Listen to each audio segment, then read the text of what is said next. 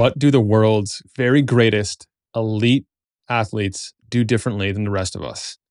I'll give you a hint. It's not just training. Hi, I'm Nick Urban, host of the Mind Body Peak Performance podcast. And in this episode, I have the pleasure of bringing to you secrets from high performance.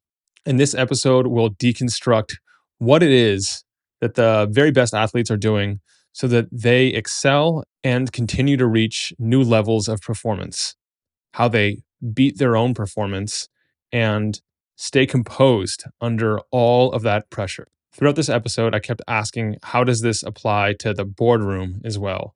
Because many of these same principles apply to anyone doing just about anything. You don't have to be an elite athlete to gain from some of the topics that we discuss. Our guest also helps break down where it's best for you to focus, giving you simple, actionable tools to determine if it's your physiology or it's your psychology or it's something completely different. We discuss the power of self-monitoring, even if it's something as seemingly simple as your body weight. In the episode, we also discuss some of the common mistakes, myths, and pitfalls that commonly hold people back. I really liked our guest's distinction between elite performance and high performance. You may never try and beat a world record for something, but we can all perform at a high level every single day. Our guest this week is Shayamal Vallabhjee. Shayamal is a South African-born sports scientist and performance coach with over 2 decades of on-field experience coaching elite athletes. He's worked with the Indian and South African cricket, Davis Cup, and Olympic teams. And he's spent years as a performance coach on the ATP Tour. Shayamal is a 3-time author, host of numerous shows on ESPN, Star Sports, and Nat Geo. And he's an ultramarathoner. Shayamal's also on the teaching team at Stanford Business School and an executive coach to numerous Fortune 500 and 1,000 companies. If you'd like to check out his personal community, it's called Inside the Locker Room. And if you use the code MINDBODY, that will get you 20% off for life. You can find him on Instagram at Shayamal, Shayamal, and linkedin.com/in/Shayamal, spelled the same way, Vallabhjee, Vallabhjee. If that's too complicated to remember, the link to everything we discuss and more will be in the show notes at mindbodypeak.com/137. Okay, without further ado, ladies and gentlemen, Shayamal Vallabhjee. Shayamal, welcome to Mind Body Peak Performance. Thank you so much, Nick. I'm thoroughly excited to be here, and I've been looking forward to this conversation for some time. Yes, me too. And when I first met you, I was telling you that I actually came across your work long before I even started the podcast. And I'm excited to be having this conversation with you right now. Thank you very much. I was very humbled by the fact that you stumbled across some of my work early on, and it just made this entire experience a little bit more exciting for me. Perfect. Well, let's begin today with something unusual about your line of work that will foreshadow the rest of this episode to get people to understand why this is such an important topic to cover, whether they're a professional athlete, they're a weekend warrior, or they're just someone who's interested in performing at their best. So something interesting about my work is, well, my journey in life has really moved a large part from looking at physiology and biomarkers and biohacking to, I think over the course of the last decade, I've been really putting a magnifying glass on personality markers and how they respond to stress. And I think it's very, very fascinating for everyone, because when you look at peak performance in any shape and form, what it boils down to is a person's ability to handle stress at the height. And that is a factor of cognition. And it's an aspect that we do not look after. It's an aspect we do not understand.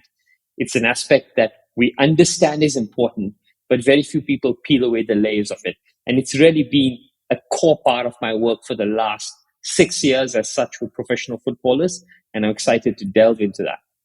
And luckily, that's not one of those things that we're stuck with. We have the ability to train and to make better decisions under stress because a lot of the things like communication or even performance tend to be a lot easier when there's no stress. But once you add on the stress, it becomes a whole different ballgame.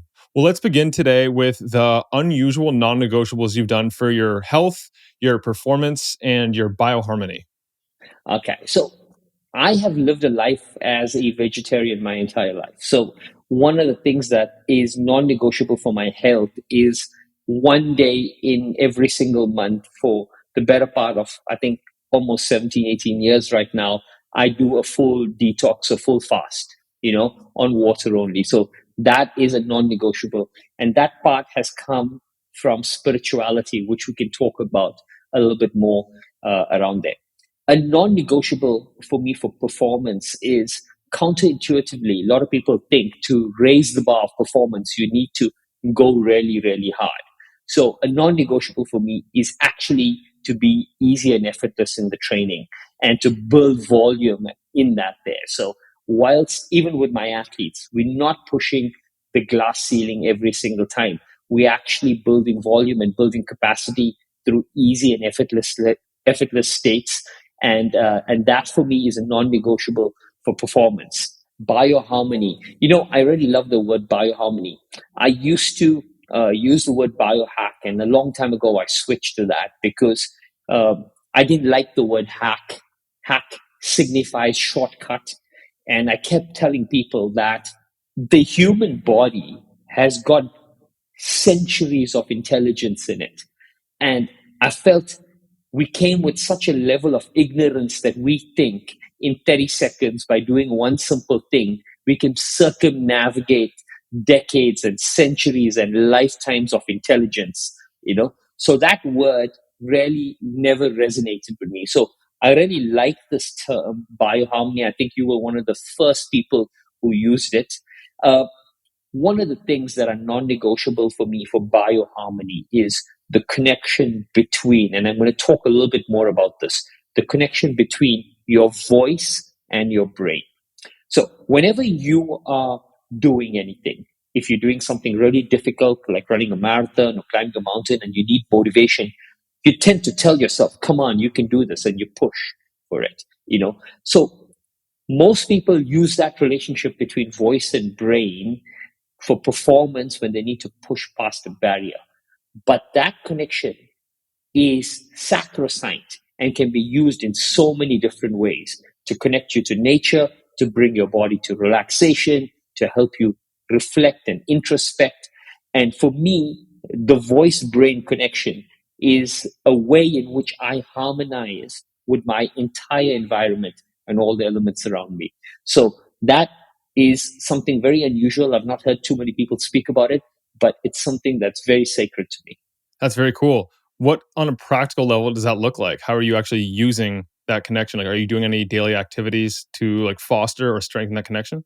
So one of the daily activities that I do is, after, for example, when I wind down my day and I get into bed after everything is done, I literally speak to myself saying that, hey, I'm giving myself, Shamal, I give myself permission to relax. I give myself permission to unwind.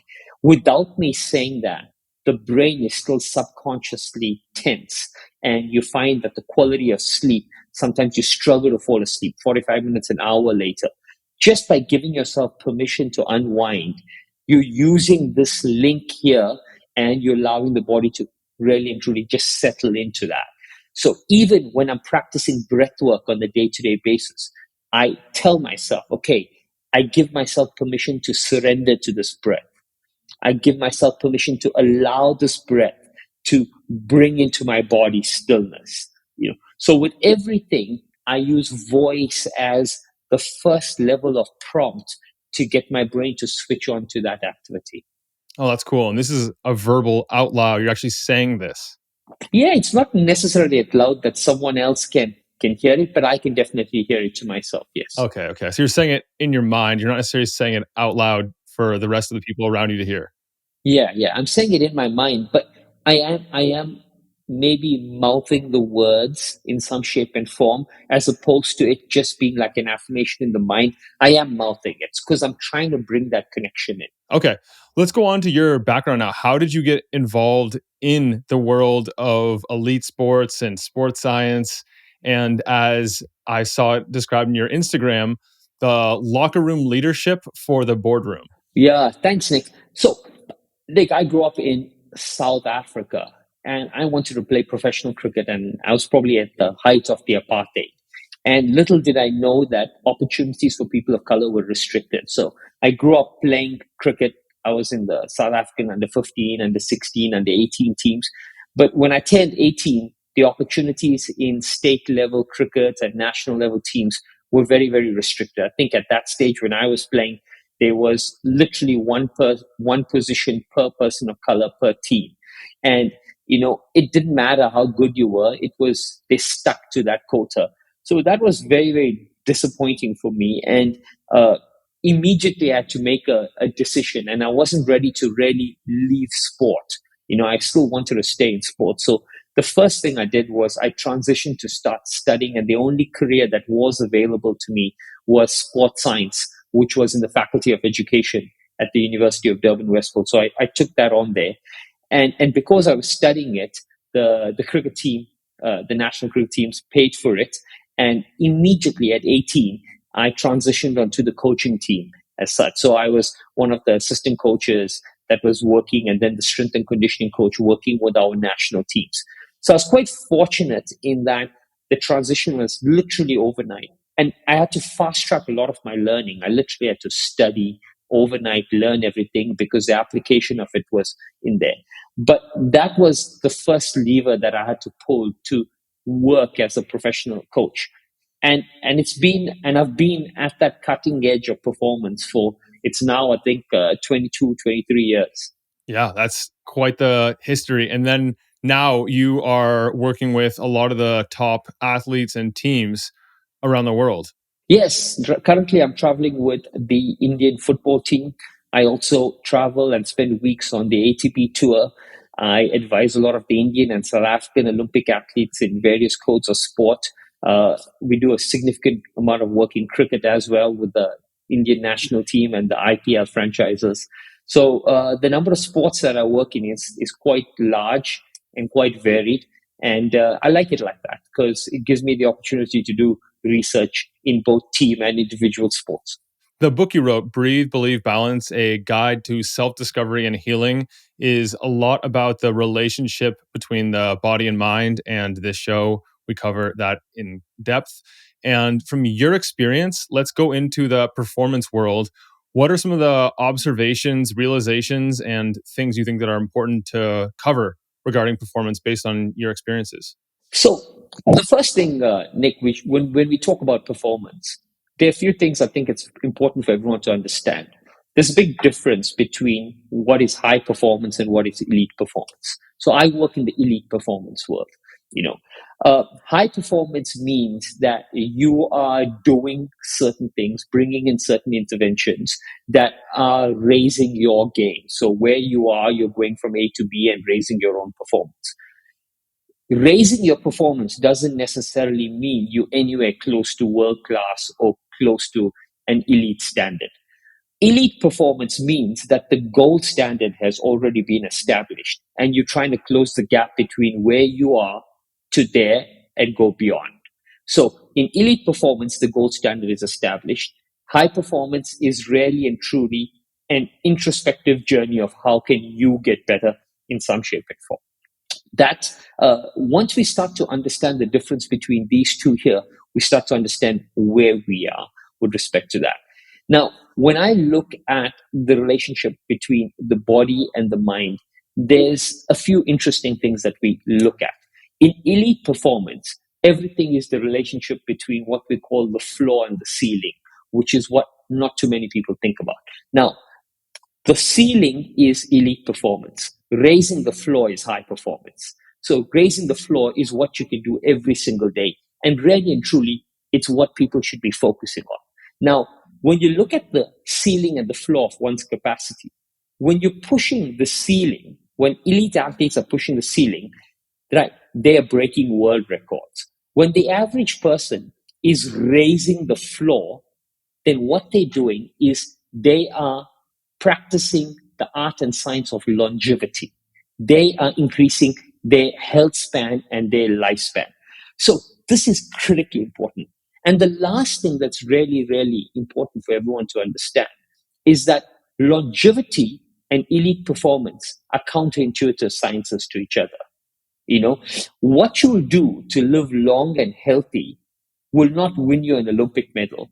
And what you do to win an Olympic medal would not ensure that you live forever and healthy. You know, these are two completely counterintuitive sciences to each other. And yes, we borrow learnings and research from each other, but you need to be very intuitive in terms of how you want to apply those things. But there's definitely not a direct application between these two. Yeah, I'm glad you brought up that distinction because I was going to interject and say that exact thing that just because you're doing something that will put you in elite performance, if you get that ability, that's not going to necessarily be good for your health span or the quality of your years as you age. It might be great for your performance in the short term, but not necessarily the long term. And in fact, like the harder you go, the more you charge forward, the more you tax your body at the same time. So, although increasing your performance to an elite level and just trying to break records might be great for your accomplishment and for like showing the world what's possible, just by focusing on the high performance, which is attainable to everyone, that is where you get the biggest gains of both like quality of life and at the same time health span and your own personal satisfaction of improving. Absolutely, absolutely. And I think, to everyone who's looking to improve, I always ask them, I said, really really and truly put the pin in the ground. Where do you want to go? Elite performance is a very, very expensive game. It's an extremely expensive game.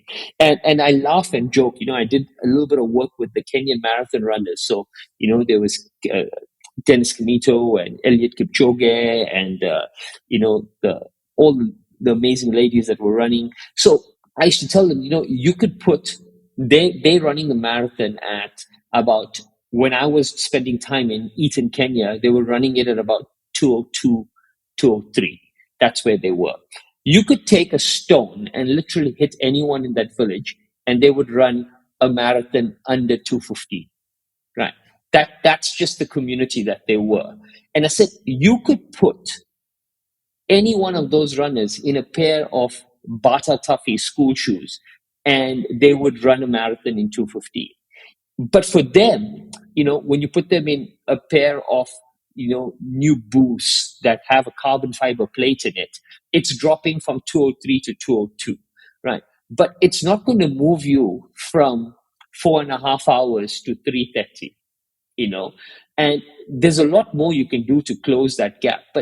And it's an expensive investment that you're doing. So when you understand what you're trying to get, you're able to tangibly understand where to invest, what to invest in, and how to invest to get those gains. Otherwise, it just becomes a splurge of money without much result. So, what's critically important with everything is clarity of thought. And the best way of describing this, Nick, is I tell this to everyone when I give a corporate talk, and we are mentioning the boardroom just now. I said, you don't have to know anything about any sport. But if you go on the sidelines and you watch a professional athlete practice, you know, in under 5 minutes, you can guess what he's trying to master just by watching the way he practices. You know, because why? He has so much of clarity with what he wants to achieve that it translates in execution.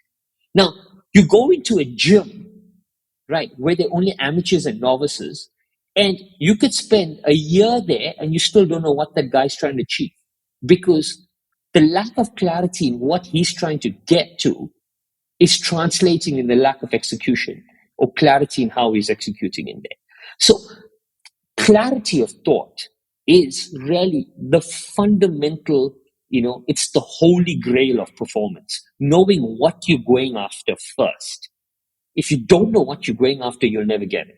It's so true. Back when I was first getting into exercise science and everything, people would ask me like about like creating a plan for them, and I thought that best concept was just to maximize overall health and well-being. And so I give them like this elaborate plan and completely forget that like what they're training for and their specific goals really dictate the entire plan. That not everyone wants just like good long health span and wants to do like 5 different types of training mixed into their weekly routine. And so then after I realized like if you want to excel at a sport, you have to train those sport specific movements and train them often and really master that movement, because sure, you can do like the big compound lifts, for example, but they're not going to translate to your sport the same way as sport specific movements will. Absolutely. That the principle of specificity in exercise science is absolutely critical. And in psychology, we call it transference.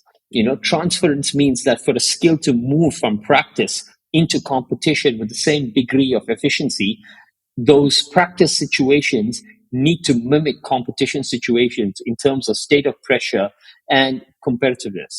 Yeah. And also like biomechanics. For example, like if you train every day running on a treadmill, you go out to run an actual marathon, it's going to be a very different experience. Okay. So what is the threshold? Like if you want to go to elite performance and you want to improve, say you're not quite at the like 2 minute mark or 2 hour mark in terms of your timings and everything, how do you decide where to focus? This is interesting. I work on three levers. The first lever is with elite performance, it's a lot easier. So let's assume the gold standard right now is sitting at about 2 hours for the marathon. Okay.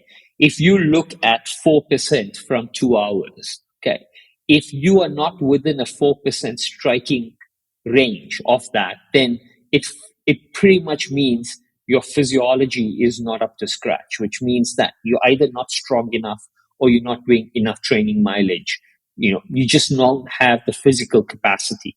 So 4% from the gold standard is you need to be under that there for everything else to kick in. If you're over 4%, then physiology is the biggest lever that you need to pull on, which means look at your training methodology, look at your biomechanics, look at your load management, look at your recovery, everything related to nutrition and body. Let's assume you cross the 4% threshold and you're sitting between 4 and 2%. If you're sitting between there, then we can get performance gains using good strategy and using good technique and having a very tactical approach to it. Even changing of equipment, like for example, using lighter shoes or putting carbon fiber plates or getting a different type of shorts or getting more scientifically accurate energy gels for when you're taking it and your hydration. Those things kick in when the gap is about when you've got between a 4 and a 2% gap, and actually that can even get you right up to the finish line with respect to or on par with that standard. And then the psychological lever can give you anywhere between a 1 to 2% gain, but not consistently on a particular day, depending on if there's enough external motivating factors around there. And I was talking to someone and they were looking at the entire build up to getting the famous runner Eliud Kipchoge to break sub 2. Nike was working on that, and they tested everything. I worked and I spoke closely with the team that did it. They looked at the nutrition, they looked at the training, they looked at the regime, they got the pacing team, they picked the perfect conditions, they did everything. And the first time he tried to attempt it, he fell, I think it was about 20 seconds short of it there. And then he repeated it again. And the second time that he did it, I think it was in Italy, he broke 2 hours. And one of the interesting things for me, which should have been done in the first attempt, was they should have had his family there, his kids and his wife present on the first, which they weren't, but they were there for the second. And I said, that is one of the external factors that I'm talking about that can give you that extra push when you're right at the brink. That's the psychology that I'm talking about. That's the team talk. That is the motivation that gets you to dig a little bit deep. But that lever can't be pulled every single time. It can be pulled very, very specifically. And in the world of sport, when it comes to psychology, we say something interesting. We said that when motivation does not exist, discipline must take over, which means that you had to have had the routine, the hard work. You've had to have pushed and pushed and pushed for that to have actually got you as close as that. So what we're talking about is all of these strategies are less than 5%. So if you're above 5% off of elite performance, you're going to need to focus on the basics and getting your physiology right, the underlying physiology right. Champions do the basics the best. There's a very, very good chance that if you are nowhere close to 5%, your body is nowhere as strong, and not just strong enough for one event. So this is important for everyone listening to understand. When I'm saying your body is not strong enough, it doesn't mean you're not strong enough to run one marathon. No, it means that your body is not strong enough to sustain all of the training load to close the gap. That's what I'm talking about. People often mistake it and say, oh, the body, 5% is such a negligible difference. They can run a marathon. I said, it's not about the marathon. It's about repeating 150 to 200 kilometers a week so that you can close the gap on that 2 minutes repetitively for 3 to 6 months. So that is where that strength and that physiology comes in. Does this apply to all like elite performance across sports, or is it mostly just for endurance? It's not for endurance. It applies to pretty much all sports. You can quantify it. But having said that, in games, when a sport is purely physiological, so 100 meters, 200, 400, 800, short parts, things that are purely physiological, the application is more direct and stronger. When you're playing a game like cricket or golf, sometimes skill and technique circumnavigates physiology. And we see this a lot. So, for example, someone could be carrying a little bit of extra body fat. They could be slightly unfit, and yet they could still perform in the exact same manner and win it. So, physiology is important for practice, but it's not a predetermining factor to success when you look at games. But when you're looking at track and field, it's definitely a predetermining factor. And then you also differentiate between athletes that are good and the athletes that are great.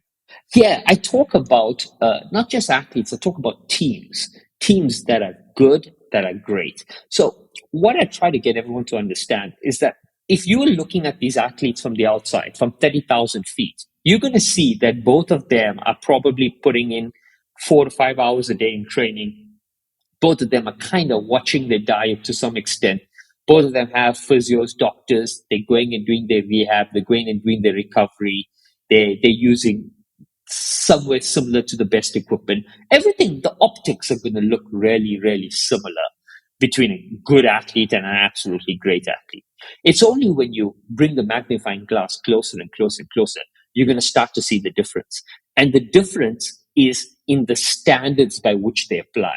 So, for example, the great athlete is, if he's hitting a golf ball, he's not going to be happy with, he's going to want 9 out of 10 to land, within 3 feet of the pin as he's approaching. He's going to want to hit every green in regulation.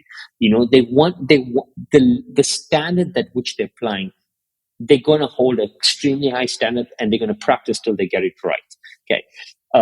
So when I talk about good and great teams, everything boils down to standards. So how do we describe it? We say that in a bad team, no one is accountable for the standards of practice. And as a result, the competition, the results you get are pure luck. In a good team, it's the management, it's the support staff that are responsible for the standards. They are the ones who are pushing you. So you got a good core team. They're making sure you practice. They're making sure you eat well. They've got strong regimes. They're really governing everyone and they're pushing you. If you slack off, they're on your case. These make good teams. And these teams could go on to win a championship in a season. But a great team, a team that's really great, a team that wins and sustains or builds a legacy over a decade. In that team there, every single athlete in the squad and everyone who enters maintains the standard of performance. Every single person is adhering to that same standard and making sure the person next to them maintains it. And this is beautifully described in a book called The Art of War by Sun Tzu. Sun Tzu says in The Art of War, the most important person in battle is the person standing next to you. And sport, team sport especially, it's a battle, it's a war. There's just no gun. So when he says the most important person is the person standing next to you, what does he mean? He means you've got to trust that guy. Because if you don't trust that person, you're going to look to your side. And once you look to the side, right, you're not looking where the threat is because the threat's coming from the front. Okay. So now, what's going to make you ensure that you don't look to the side? You have to trust that person. But what is trust? Trust is that he shows up every day and he works so hard based on the standards that the team has set. And you can see it. And he puts it in every day. That's the trust that creates psychological safety that makes sure you never have to look to the side and you can all move forward. That is such an important distinction. And I played on some good teams and some great teams. And you're absolutely right. When I would play on the great teams, I didn't have to look to my side because I knew that my brothers were there. They were showing up. They were putting in the work. If I needed them, I could like put my body in the line and they'd have my back. But like on the good teams, I didn't have that same confidence. And then my attention would get distracted for a brief split second. And that's enough in sports and in life to really disrupt your entire game. It's even, you see it in football as well. You look at the best football teams. It's so, I mean, we spend countless hours analyzing footballers. And in in a bad team, they're waiting for the player to make a run before they kick the ball. In a good team, when they see the person there, then they kick the ball. In a great team, the person is not even looking. The ball's coming from here, and he's just flicking the ball in 0.2 of a second because he knows that someone will be there to receive it. Trust increases the speed at which things are executed.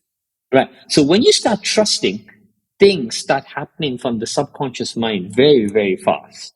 It's such a good point too about training and showing up to practice every single day. For a lot of sports, it might seem unnecessary to get in those many reps. Like, why can't I just do this kind of stuff on my own? But at the same time, you're signaling inaudibly with your behavior, with your commitment, with your dedication that you are there, you're all in, your teammates can count on you. And that's probably one of the big factors that's rarely recognized. One of the great things, and one of the things you should really notice, or I at least pick up, is that how does an athlete behave when he's injured? You know, you get an athlete who is injured who does the rehab on his own in at home, or he'll see the physio separately, or he doesn't have to be at practice because he can't practice, so he's not there. And then you get the athlete who does his rehab, goes 10 times to rehab, but never misses a practice session. He's there and he's just doing a little bit extra on the side all the time there. Right. Those go on to become phenomenal team players and phenomenal athletes. Because why? They're sending the right signals to everyone in the team. Yeah, I was just thinking that it's one thing to be the designated leader or the team captain or whatever it is for your sport, but it's another to show up consistently, to be the person who, if you get injured, you still show up, you still do your best, you still signal to everyone that I'm involved in this, you guys all matter, I'm here. And that applies both to the team on the field and then also in the office. Like, you don't need to have an official leadership title in order to lead via those types of actions, showing that you care about the team. Absolutely not. Absolutely not. In the corporate world, I often refer people to a book.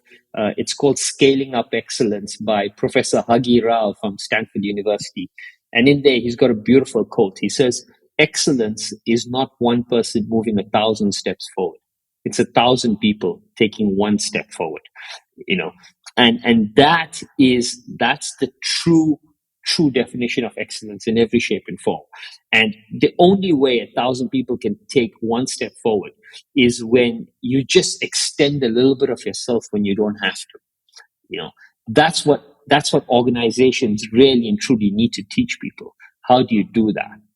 This is like the $1 billion question. How do you assemble that kind of team that really, whether it's in sports or in the office, that acts that way? The first thing is, because I work with national teams, we by the nature of a national team, we always have the best people on there. But I think one of the critical things you need to do is there's a fine balance between giving people an opportunity and being clinical in carving out the weeds from that. There. You have to be critical in setting the standards that that team needs to show up with. And you have to be transparent in how you maintain those standards. Very, very critical. Very often, what happens is culture is eroded in a team when a person has made a mistake and those mistakes are swept under the carpet because of the nature of who they are and what they've done. You know, that is the biggest problem. You see, when you sweep things under the carpet, good people leave. A team doesn't become a bad team because good people perform badly. A team becomes a bad team because good people leave the room. And good people leave the room when you drop the standards. You've got to be absolutely clinical about the standards that you would accept. Like one of the very, very simple things in every locker room that I've worked on is that punctuality is absolutely non-negotiable. You know, 1 second late is as good as not showing up at all. Okay. And irrespective of who you are, right? If you're a second late, it's the end of your practice. Whether you're the captain, it doesn't matter who you are, you got. The day we break that rule there, we tell everyone else that it doesn't, you are very, very different from him. Once you start doing that there, you have absolutely no control over who shows up, what show up. And the way that that starts to erode culture is in the quality of the efforts they start to put in. So nipping things in the bud. And the way to do this is to have an established set of ground rules for every single team upfront, right? And make sure that it's adhered to very, very clinically and very critically. Given it's a little harder in a corporate space than a sports team, but you have to find ways to bring in that level of discipline, that level of punishment, which has to be somehow communicated and be transparent amongst everyone. So, what would some good examples of those types of things be? And also, how important is the meat of them, the actual substance, what those rules, ground rules are, versus the fact that they apply equally and every single time to each person? No two people are exactly the same. And as a coach or as a leader, your first fundamental rule is to understand how to communicate with people. Once you understand how to communicate with them, you understand what motivates them and what drives them. Okay. Once as a leader, you'll also understand when you're setting a standard right up at the front, you would know as a leader who are the people who are most likely going to break this or who are the people who are not. Now, a leader's job also very important is you're not necessarily going to be a disciplinarian. You don't want to be a disciplinarian. And the leader's job is not to take this rule book and apply it directly because everyone should understand you're not a leader because you know how to apply a rule. You're a leader because you know how to apply the exception to the rule. That's the first important thing that you should know. You're not a leader because you know how to apply. Any idiot can apply a rule, right? But you are a leader because sometimes there's an exception to a certain rule. And that is where your knowledge, your experience, your everything comes in. Okay. Now, how you choose to apply exceptions to preset rules that determine the standards of that team will determine the culture of this organization. It could either be a culture that's constantly eroding, or it could be a culture of trust, a culture of vulnerability, a culture that unifies and bonds them. So you have to understand as a leader, it's not about what the rules are. It's about the level of experience, the level of knowledge, the level of intuition and experience you bring to the exception every single time that rule is broken. How do you deal with that exception? Is that warranted or not? That would determine everything. Because remember, everyone will always have a justifiable reason for everything that's broken. Yeah. And then, as we've already mentioned several times, a big part of this is the relationship between performance and stress and maintaining and building composure while under stress. What is your approach there? I talk about the 3 C's, Nick, when it comes to. So I come from, like I've mentioned a few times, the world of elite sport. So when you look at someone winning an Olympic medal, winning a World Cup, okay, The performance on that day has been repeated a million times by that athlete in many games and many situations. So, what is the differentiating thing on that particular day or that particular moment? What is it that makes winning an Olympic medal at an Olympic stage so hard when they've run the distance the same, the conditions are the same, everything's the same? It's that that moment is not an ordinary moment. It is a special moment. And it's special because it's the peak of pressure. And the reason why that moment is special is because when the pressure is at its highest, the spotlight is the greatest, which means your ability to get noticed is at its greatest.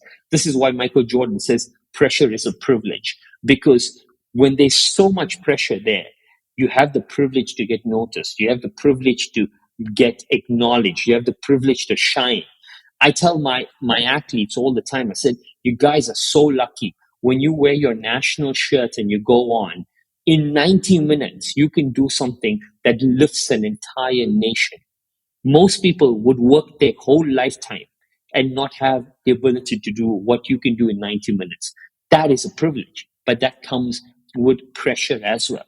So, what makes one able to cope with pressure at that level? Well, for me, there are three things. The first thing that I speak about is competence, is the having the technical competence and having the knowledge of how to apply a certain skill set in a situation, how to assess the variables, know your competition, know your game, know your strengths, know all of that.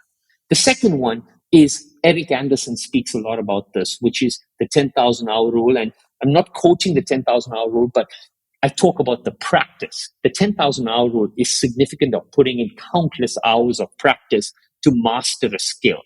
What does that do? That builds confidence, which is the second lever. To be able to be composed at the height of pressure, you need to have a level of confidence in your ability to execute a skill, which comes from countless hours of practice. And the third, probably the most critical lever, is conditioning. You need to have a body that is mentally and physically resilient enough to withstand all of the external and physical stresses, still remain calm enough to be able to think clearly and execute that skill. So body conditioning is critically important. If these three levers are in place, there's a very good chance you'll be a little more composed than anyone else on that field. And the probability of executing a skill at that pressure increases quite significantly. One person is crumbling under pressure and one person is thriving under pressure.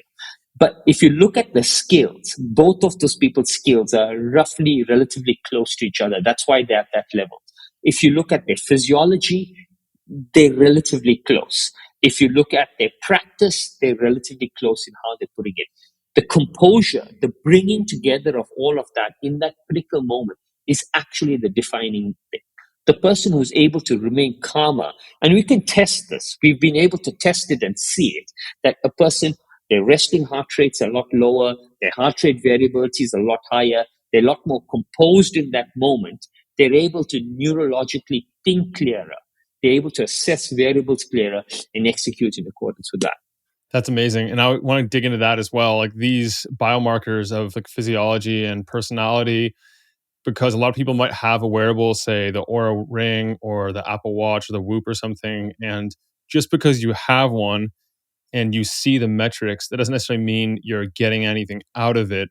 And I know from our previous conversation that you've been able to do some pretty incredible things with some of these assessments and the tools you have at your disposal. Yeah, Nick, I'm a sucker for data. I love data, but I just want everyone to know that a professional athlete on a day-to-day basis, there are times when we measure, and there are times when we're just practicing, and we're not measuring every single day, and we're not analyzing every single day. We may be capturing data, but we're not looking at it all the time. So most average people are so pedantic about what they're capturing that they forget the importance of it, and they don't even understand how to use it. So I see a million people using the Aura Ring and the Whoop, for example, every day, and I ask them, okay, that's interesting. When you wake up in the morning, what's your HRV score? And they'll give me a number. They say, oh, it's 34. I said, great. So what have you done to adjust your day on the basis of that? He said, nothing. So I said, so what happens? You go through your day and then you sleep and then you wake up next morning like a lottery and see what's there, you know? And I said, yeah, pretty much. So that's the big problem with most people is we're capturing data and we're getting into the habit of looking at it, but we don't understand what it is, what does it infer, and how can we use it. That's the big difference with athletes, is that every time we look at a data point, we make an adjustment to our training regime, to our day, to our routine, right, to accommodate for that data point, because that data point has been a signal to us in some shape and form. So one of the key things, for example, we look at is heart rate. For everyone listening, heart rate is the most stable data point in the entire ecosystem of biomarkers, right? So you can wake up in the morning and check your resting heart rate, and most professional athletes, if you have an endurance-based sport, would be sitting anywhere from mid to low 30s to mid to low 40s. That's generally where you are, depending on what sport you're playing. That's a very, very stable data point. For that data point to even move one in your trend line would take anywhere from 4 to 6 weeks. So the stability in that is good, is very good, which means that if something moves there, it's indicative of something. So when we wake up in the morning and our heart rate variability is increased, for example, right, then, and more often than not, it would increase by 3 to 4 beats per minute. And if it's ever dropped, it will drop by 1 beat, but it won't drop by 3 to 4 beats, right? It's a very stable data point. So that what that increase is indicative of is the body is really and truly fighting some sort of infection, or the training load or the workload that it's been put itself through is exorbitant and it's not being able to cope with that training load. So you're reaching physical or either mental burnout and showing out in that marker. So we understand that, okay, we need to taper up for the next 72 hours. We need to taper our schedule. Heart rate variability is another interesting one. Heart rate variability is the one I ask everyone to use because it's the most sensitive biomarker in the entire ecosystem of biomarkers, right? It's the most sensitive one. The reason why it's so sensitive is because the technology that we use to capture it is also very, very sensitive, and it's not reached that level of stability in accuracy in terms of collaborating it. So when you look at a whoop or an aura and it gives you an HRV point, it's captured that HRV point from about 5 minutes in the middle of deep sleep when your body is really still and really rested. So that HRV data point is indicative of you at your calmest, most deepest restful state. So if it's sitting at 34, it's letting you know that your body, even subconsciously, right, is struggling to reach deep levels of rest. Even at your deepest, most restful state, your body is being triggered or is thinking or is just not being able to calm down to that degree. It could be food, it could be climate, it could be something. We need to look, and there are a million things we can look at, but it's a massive signal to us, right? And the implication of a low HRV in the morning means that post lunch, literally anything could trigger you off. You're highly, highly susceptible to any emotional or external trigger in the environment. But let's assume that you start off your day at 90, 95. You're going to be so much more resilient to stresses in your environment, and there's a good chance you're going to get to the end of the day well managed. You'll be able to get to rest, get to sleep, and you're managing it. So understanding how to use these biomarkers is critically important. Now, I'm not asking everyone to go and invest in a watch or an Whoop or an Aura or any other device. But what I do recommend everyone do is find one thing that they measure every single day. And for some clients of mine, it's as simple as just a bathroom scale that's digital. And you weigh yourself at the same time every day.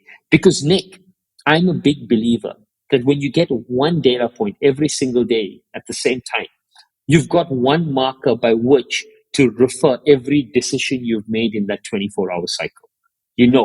Did I sleep 7 hours, 6 hours, 9 hours? Did I drink alcohol? What time did I have dinner?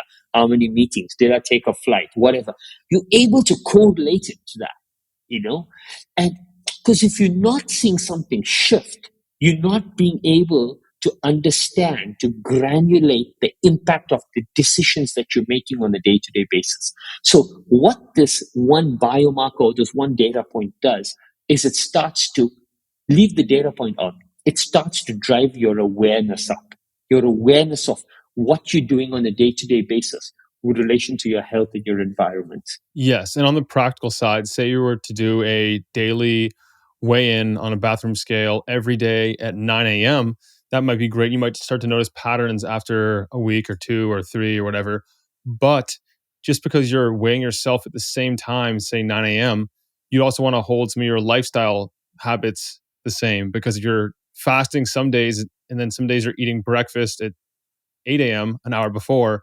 You might see huge differences, and that's not going to be meaningful or actionable because you're introducing other variables there. You want to hold as much constant as possible. Absolutely, absolutely. But the beautiful thing, Nick, is that once they start doing it, let's assume they're doing it at 9 o'clock and they're having breakfast at 8 o'clock.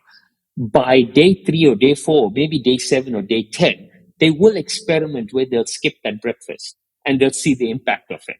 Or they will, you understand? Because you've got a reference point, you're starting to micromanage different variables to see how it shifts. You're 100% right. We want to keep things controlled. You want to be aware of it. But the availability of that data point makes you so hyper aware that the curiosity of the mind in itself will make you want to pull a few levers. So we have a couple options like the wearable data points, such as resting heart rate, HRV. Yeah, you can use scale weight. If you're tracking sleep markers are great. Probably of all the wearable devices that I've seen around sleep, the total sleep time is probably the most accurate of all the sleep markers. Another interesting one worth looking at, which is not very, very accurate and all devices don't give it, is called sleep latency. Latency is the time you take to fall asleep from the time your head hits the pillow. Optimal latency should be anywhere between about 10 and 16 minutes or 10 and 18 minutes. Okay, if you're falling asleep in under 5 minutes, that's a sign of chronic fatigue. If you're taking 45 minutes to an hour to sleep, it's also a sign of fatigue or a sign of a lot of mental tension, anxiety. So measuring latency is also an indicator of, hey, how much is going on in my body. You'll be able to control that. Looking at deep sleep as well. If you are diabetic or pre-diabetic, you don't have to do it every single day, but you can use a CGM device, a continuous glucose monitoring device. And I tell people, I have a lot of friends who use these CGM devices. When you use a CGM device, one is it's expensive, right? The second is it's going to be on you consistently for 2 weeks, and you'll be tracking it and grabbing these sensors. But those 2 weeks for every one of you is not the time for you to be on your God's best behavior. You know, I have my friends who they're on their best. They're not touching desserts, not touching sugar, not touching anything, sleeping, fasting, doing everything. Got a stable trend line. Soon as they take it off, their lifestyle changes. I said, actually, experiment when it's on so you can understand the impact of those decisions on your blood glucose. Don't be on your best behavior. So remember this, that when you're tracking, experiment. If you're not tracking all the time, when you decide to track, experiment so you can correlate the decisions you make to what's happening with your internal physiology. And if you're doing consistently, then it's a different story. But if you're doing it very, very intermittently, really and truly use that time for experimentation. Yeah. I'm not sure if it was these markers or something else, but you mentioned to me earlier that you're able to use your assessments and accurately predict who will perform well and who won't on game days. Yes, absolutely. These are a different set of tests that I use, and that's really my core part of my work, Nick, is so I look at psychological personality markers and psychometric markers that I track. So I run people through a whole series of tests. Uh, and some of my background is in childhood trauma, so I even run a test on childhood trauma, but I use tests like the Big Five. I use subconscious tests, I also use conscious tests. I run them through 24 hours before matches. I run them through a profile of mood states. And I've been able to see some really, really fascinating data. So, for example, we run one assessment called psychogeometrics, where it's completely subconscious. The athletes don't even know what's happening, and they are literally drawing interesting shapes and analyzing those shapes and decoding personality markers, and then matching those personality markers to different positions in the sports field. And having run about 10,000 of these, I'm starting to see patterns with which personality markers match certain positions in certain fields. For example, in football, I'm seeing people who are more rational, methodical, logical in their thinking, who work in a framework and very process orientated. These people make phenomenal defenders. They tend to hold the back line a lot stronger and they stay in that position.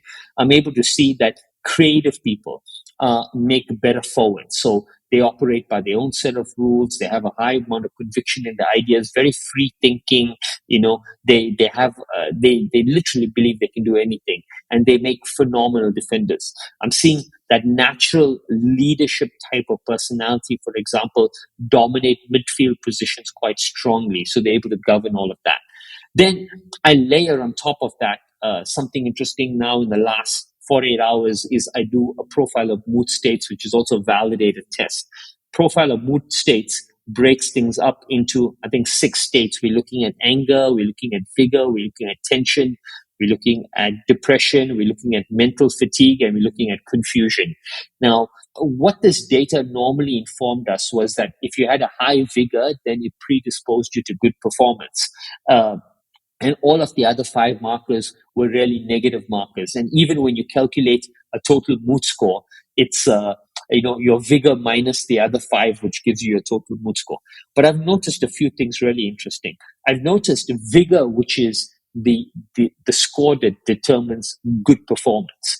I've noticed when a person has high vigor and a person has high anger, they're able to channel the anger positively, and the outcome is far great better. But if a person has high anger and low vigor, the anger becomes catastrophic to how they behave in there. I've also noticed running profile of mood states now for about almost a year on professional footballers that the most mentally tensed athletes are the ones who are performing the best and not the ones who are performing the worst, right? And we layer on top of this, we know the interesting research around willpower and decision making. So we've seen, that the more decisions you force to make in a day, the less willpower you have to when you're faced against a difficult situation. So what's really interesting is we've seen this dichotomy right now where players who are mentally tensed are the best performing athletes, but those are also the athletes who have to make the most decisions in the day and are put into the most situations where they're interacting with external stresses in the public in the form of media, brand commitments, campaign commitments, all of that. And very often, when it comes to a clutch match, these athletes here who have been carrying the team all the way to the end somehow just either fall short, just short of it, and the entire team kind of collapses in there. So we've been now looking at interesting ways in which we protect the mental and conserve the mental energy of high performing athletes in there. So we've been able to track that. And then I think one of the most fascinating aspects that I've been really looking at and finding right now is the difference between what is a subconscious personality and what is conscious personality, and I've been able to track that. And the reason why this is interesting for me is because if I dial up the pressure in a situation, a person will switch from what is conscious and learned to what is subconscious, innate, and natural. Okay. So a person could bring a conscious personality, a conscious learned skill and a learned personality to a situation and constantly thrive. But if you throw him into a high pressure situation, and if he doesn't have the skill set or is not being familiar with that, he will completely default to a different behavior or a different way of acting.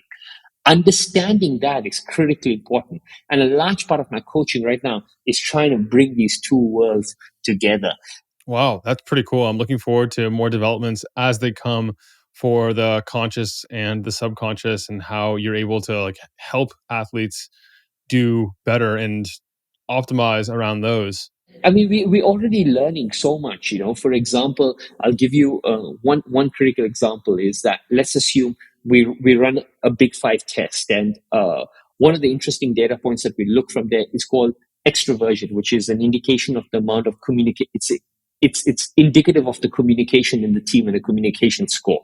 So when I look at the person's personality type and I look at how they are naturally and how they'd like to communicate.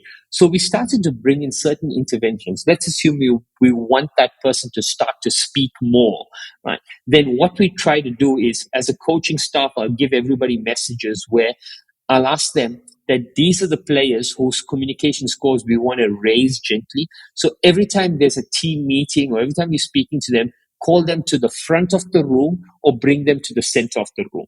Because these people would naturally stay on the periphery. They'd want to blend into the walls. They'd want to fade into the backgrounds as such, you know. Now, for us to rewire that completely, we need to change the environment in there. So if we change them, if we bring them into a high concentration and energy environment, then all of a sudden their focus goes up and their likelihood of starting to communicate increases as well. And are you seeing good results from that? We are, but you know, we can mold in a squad of about 23 players. We at any one time we probably earmark no more than five. You know, anywhere between 3 to 5 that we're working on for a period of 3 to 6 months. You know, we're not trying to change the whole team at once. We keep marking key players, right? And we just kind of doing molding that. And the others, we're just creating basic tools and interventions and doing that. What's also interesting is I use a lot of EEG devices that measure things like mental fatigue, focus, resilience, and this is interesting. You know, for every single thing, you know, in the world, if I asked you, you know, uh, and Nick, we started by speaking about running, and this is the most fascinating thing when I tell people how scary it is about how little is known about the world of psychology. It's you take a running shoe, okay, and from wherever we are, there's a good chance within 2 to 3 kilometers you'd find a brand store. And in any brand store that's selling these famous running shoes, you go in there, there's someone there to help you. A random person who's probably just finished his grade 12 at school can look at your feet right now and recommend a pair of shoes that would most likely increase your performance in some shape and form. You know, we know that because running as a science has evolved to that degree that we have so many tools and so many people are able to interpret the application of those tools to improve performance. But yet, you take meditation, right? We've got a gazillion meditation teachers. And if I line you up with 15 players and you're on a meditation class, right, you cannot tell me who do you think is going to benefit the most from that, you know, yet we expect everyone to benefit in the same manner. So this was an interesting starting point for me. So I started measuring the impact of interventions on different personality markers. So I give meditation, I give breath work, I give hypnosis, I give subconscious programming, I give visualization, I give imagery, I give, you know, rational emotional behavioral therapy or cognitive behavioral therapy exercises to everyone. And I'm measuring through EEG activity how their mental resilience, their focus, all of these things, these markers are actually shifting. So now I'm able to codify which intervention responds best to which personality type or which marker in able to shift them in the right direction. So cool. I was about to ask you if you're combining your assessments with anything else like blood work or genetic analysis or EEG, like brainwave mapping. And also, like, I think there's a big future in sports to bio individualize the training and the accessories and all the performance related stuff to the individual athlete. Like, yes, they have to continue doing their sports specific stuff, but also there might be a reason to cut them out of this team run a little bit earlier or to add an extra set on some kind of lift for their unique physiology and psychology. We absolutely are doing that. We're already doing customized and personalized plans for training. We're just not doing it for psychology. And we're starting to bring that into the football team. And to talk about the biomarkers that I layer in, yes, I do. I do look at all the blood markers. I look at all the heart rate. I look at the catapult data, GPS data. I look at the heart rate data that's coming in. But all of those data points are informing me about this here. Because why? I'm making sure that the physiology is stable before I make an assessment on the psychology. So that's what I'm looking at these markers for, because cognitive stress will shift one of these markers, will shift the physiology. We already know that, but I'm just making sure that the person's health markers are stable enough before I can make informed decisions about their cognition. But we're definitely layering all of that in there. If we're seeing the data jump on the psychological marker side, and let's assume the data is also moving, is very noisy on the physiology side, right? Then what we do is we split the two, and we get them to work on the physiology more and get them stable first, because we can see that one is impacting the other too much right now. What we want is in elite peak performance, you need stable physiology, right, for you to stabilize psychology. If the physiology is noisy and moving up and down, if a person doesn't have control over their own body, right, the probability of them having control of their mind is highly unlikely. But if they have control over the body, we can now start to stabilize the mind and stabilize their focal points. I also want to touch on your approaches to bioharmonizing the body before we wrap up. For me, I work with the 5 elements, and I think biorhythms around the 5 elements are critical. I used to be this person who took a lot of supplements, and every time I read an article, someone else was recommending a different supplement, and I was like, oh, great, I should do this. And it got to a stage where you're having your breakfast look like 10 capsules, and I pretty much was sure. I said, I don't know what good this is doing because I've got no way to measure it, but I'm pretty sure all of these capsules aren't great for me as well. I didn't want to get as much of those gelatin capsules or whatever that was in me. So I kind of hit the reset button there. And I went back to Vedic wisdom, really ancestral way of thinking.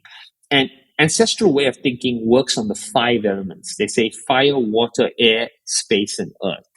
And it gives us a beautiful way in which to bring our body into rhythm with these 5 elements. So the first it's saying is fire is sun energy, which we need to absorb, which is vitamin D.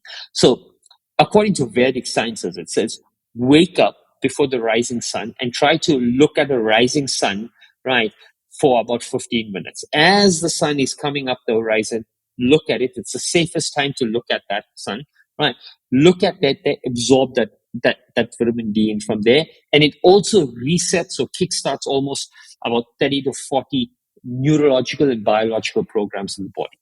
The second thing is after 9 p.m., it says when the sun's really hot and it's bad for your retina, then vegetables, for example, absorb sun's energies very, very well. So take your vegetables and leave them out in the sun for about 45 minutes to an hour before you eat them. Allow them to absorb that energy, and then don't overcook them. You just clean them, wash them, and eat them in that way because they've also absorbed that energy. And mushrooms, for example, absorb vitamin D better than us. In fact, they really pull it in there. So that was the fire energy, really looking at that there. Also, you could bring in, and in certain climate conditions, like, being that sun exposure. So we've seen infrared saunas and steam baths is another natural way to grade.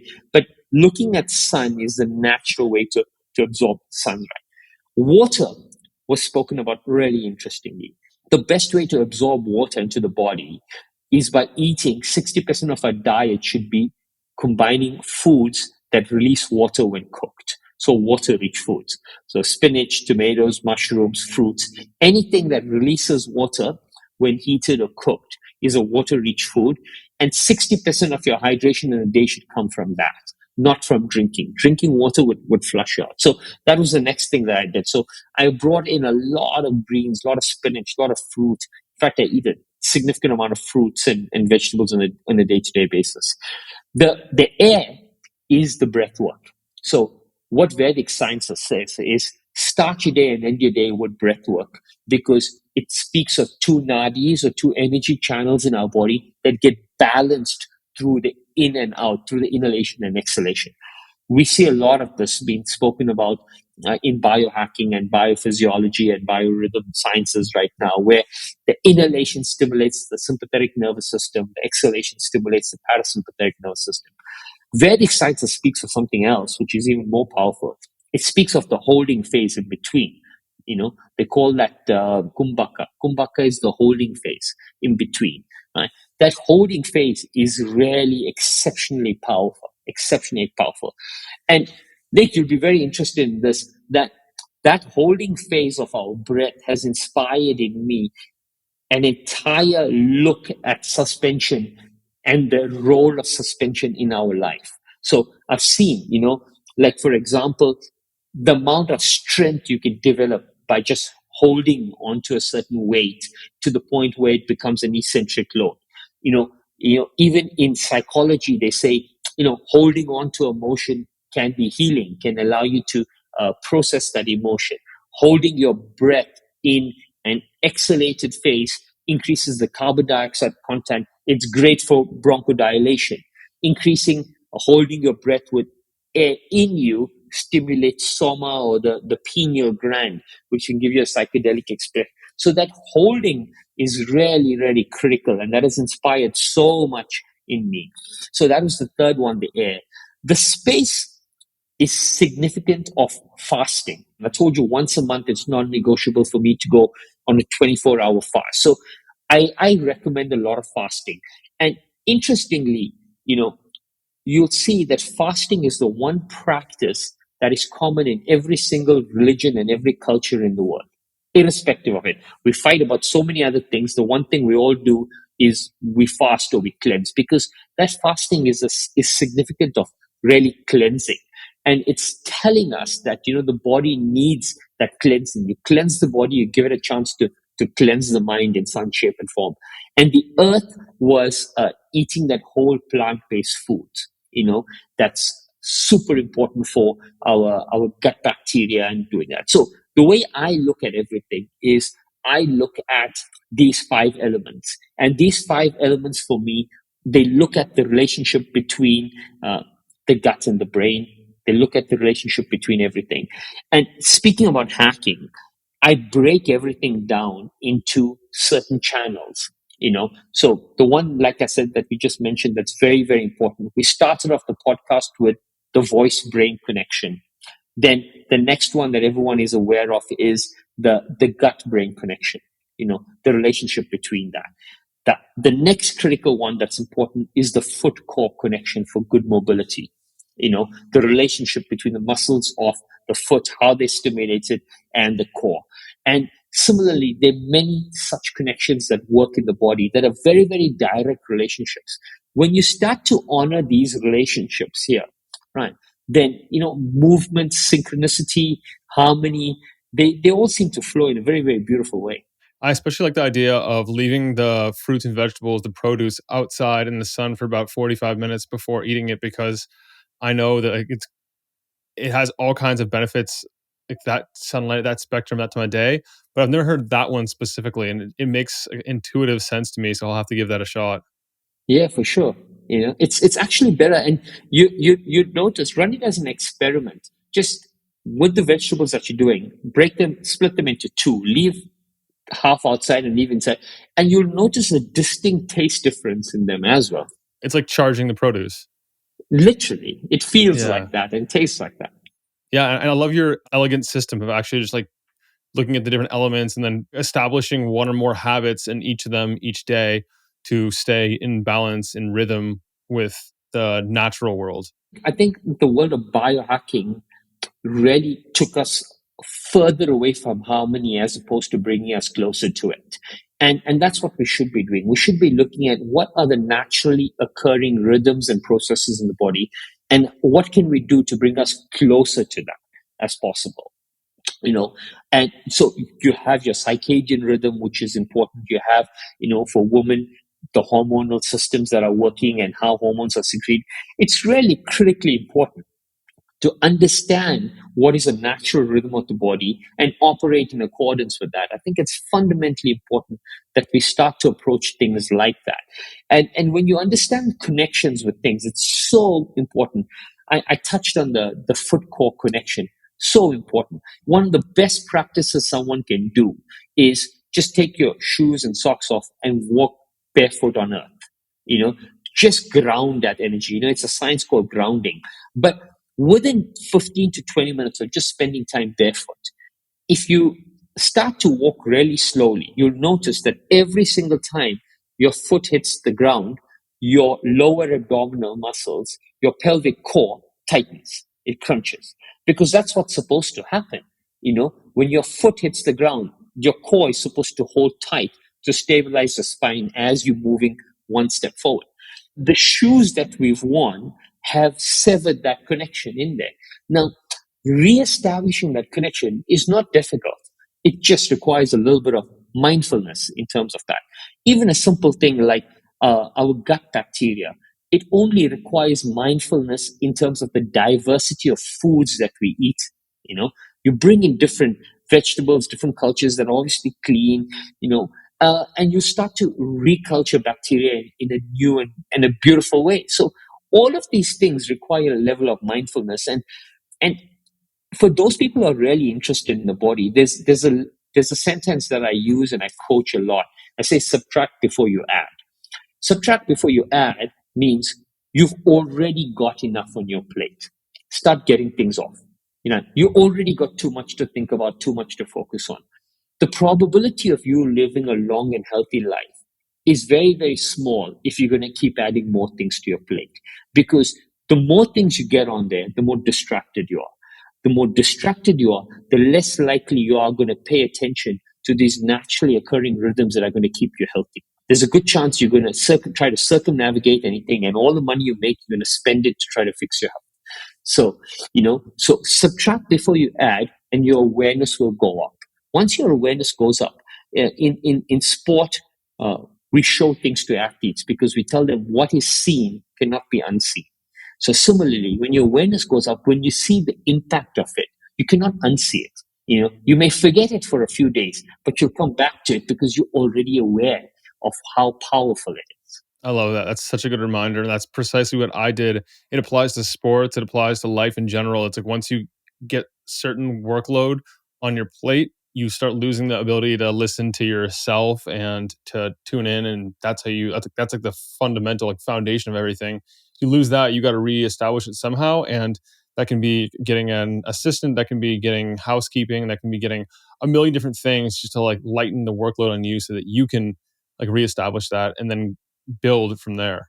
Well, Shayamal, I want to talk about a couple more things. I said I was going to let you go right now, but I lied. I have one more thing I want to ask you about quickly before that. And that is if there are any tips or tricks or strategies you have to help your athletes travel better and more effectively, maybe minimize the jet lag and the cellular damage that's occurring to their bodies from, say, like a 19 and a half hour flight across the world from India, say, to the US. Quite honestly, I think one of the simplest things that we do is, we fast during our flights, we hydrate a lot, we fast during our flights, and we try to adjust our eating plans in according to our new time zone. That is critically one of the things we do. There's also certain devices that we use. For example, there's a Lumos eye mask that we use that has an infrared light that kind of, even while you're sleeping, it tends to activate the brain in the time zone that you are. So your brain's actually waking up in the time zone that you will be in, even though you were asleep. So we use some of these technologies in there. The things that we're doing whilst we're traveling is obviously we're managing hydrations, we're managing salts, we're using compression devices, compression socks. We're trying to, these are the basic ones that we're trying to do. And as soon as we land on the ground, the first thing we do is we move. Okay, so movement within a couple hours of landing in the ground is absolutely critical to there. And we try as fast as possible to reset to the sleep time in that clock there. Sometimes we would use melatonin, or would use a sleeping tablet, because we found that if you fasted in the plane, literally just by getting to bed, on the first night in the right time zone, you can circumnavigate everything and hit back into rhythm. Any other gadgets or gear you want to mention? Because I know you mentioned the sleep mask, and that's pretty cool. And I'm sure people hearing this are going to want to know about any other systems or devices or gadgets you have to help that adjustment. The one main thing that all of my professional athletes travel with is we travel with the exact same pillow. So pillow is critically important for us for sleep. So in their flight, they sleep with that same pillow. They plaque it. They most of them are flying in business class, so they get a chance to sleep. Okay, the pillow is the number one thing that you should be traveling with in there. In terms of other devices that we use whilst we traveling, sometimes we use compression socks, so we use graduated compression on the legs if it's a very, very long flight, but not too much. We generally, quite honestly, in the plane, doing very, very little. All of our management starts once we hit the ground. And what does the compression do? The compression is just circulating blood flow. It's preventing the pooling of blood. So yeah. So what happens is because of the pressure in the plane, blood tends to pool in our legs and in our joints, and you'll get inflammation around those joints. So if you don't increase the circulation throughout the flight there, then you increase your chance of recovery. So, for example, if you're an athlete who's running and your blood is pooled in your ankles and your knees, then the ankle joint is not as stable on the foot, so you increase your risk of a sprain or an ankle strain as soon as you're running on a surface like soil or grass, because of that. So what we're trying to do is we're trying to manage all of those micro things that most people are not aware of, but we see it in our data in terms of the number of risks that are going up and the types of injuries we're getting.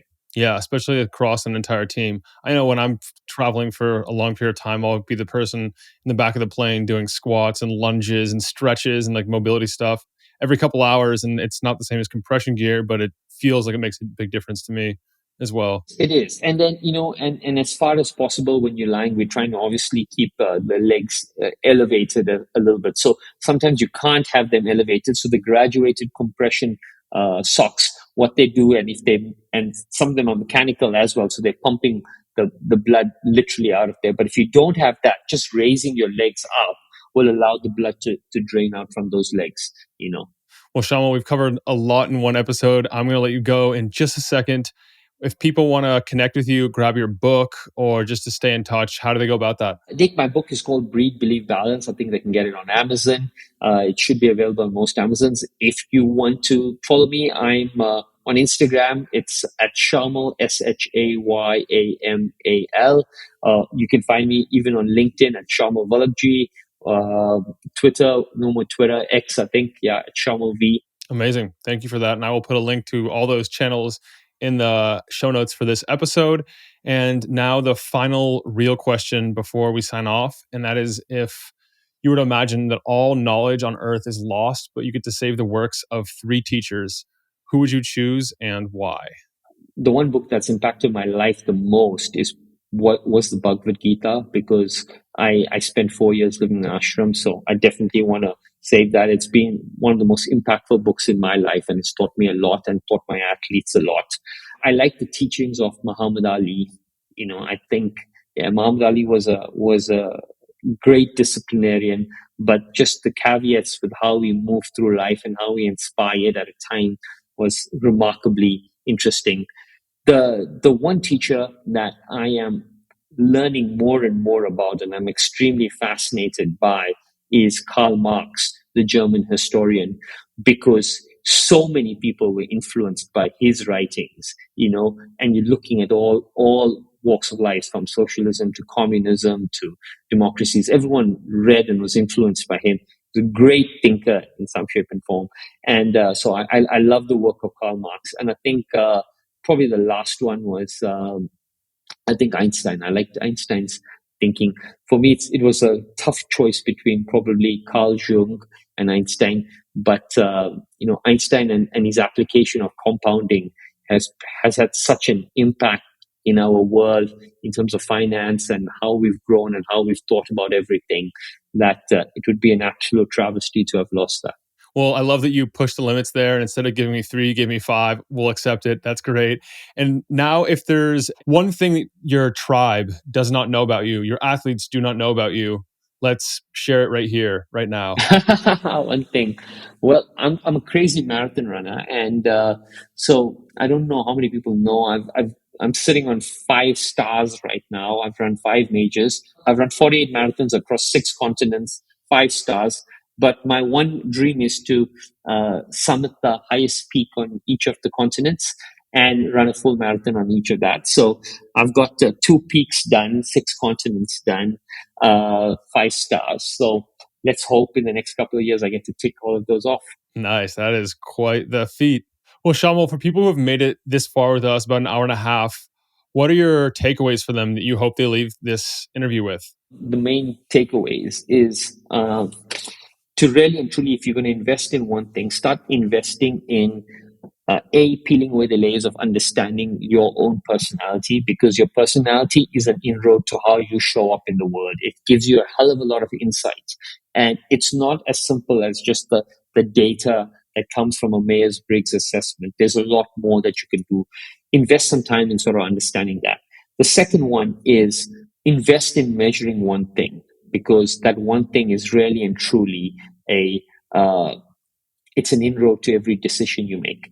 But if I can give you the most powerful tip I ever give anyone, I tell them, most of the world thinks in binary. They think things are either success or failures. Most athletes even think I've either won or I've lost things. If you can train your brain to think in probability, your stress will drop significantly more. You'll take far more risks and you'll end up winning a lot more of the time. So what does thinking probability means? It means when you're doing something, start to evaluate based on the amount of preparedness you got, the amount of resources you got, what is the probability of success? And at the end of it, don't look at whether you won or you lost. Look at what percentage of something could you have improved and how much of it were you right. And once you start identifying things and probabilities, right, then you don't see yourself as a failure anymore. You'll take a lot more risks. I love that. That is the perfect way to close. I haven't heard that, and it seems like such a basic idea. I'm surprised it's not common knowledge. Well, Shamal, this has been a pleasure. Thank you so much for joining me and imparting so much wisdom on the episode today. Thank you, Nick. I was really looking forward to this. I spoke a lot, but thank you for giving me the opportunity. It was really such a pleasure. Pleasure's mine. I'm Nick Urban here with Shayamal Vallabhjee, signing out from mindbodypeak.com. Have a great week and be an outlier. I hope that this has been helpful for you. If you enjoyed it, subscribe and hit the thumbs up. I love knowing who's in the 1% committed to reaching their full potential. Comment 1% below so that I know who you are. For all the resources and links, meet me on my website at mindbodypeak.com. I appreciate you and look forward to connecting with you. As a reminder, the information depicted in this video is for information purposes only. Please consult your primary healthcare professional before making any lifestyle changes.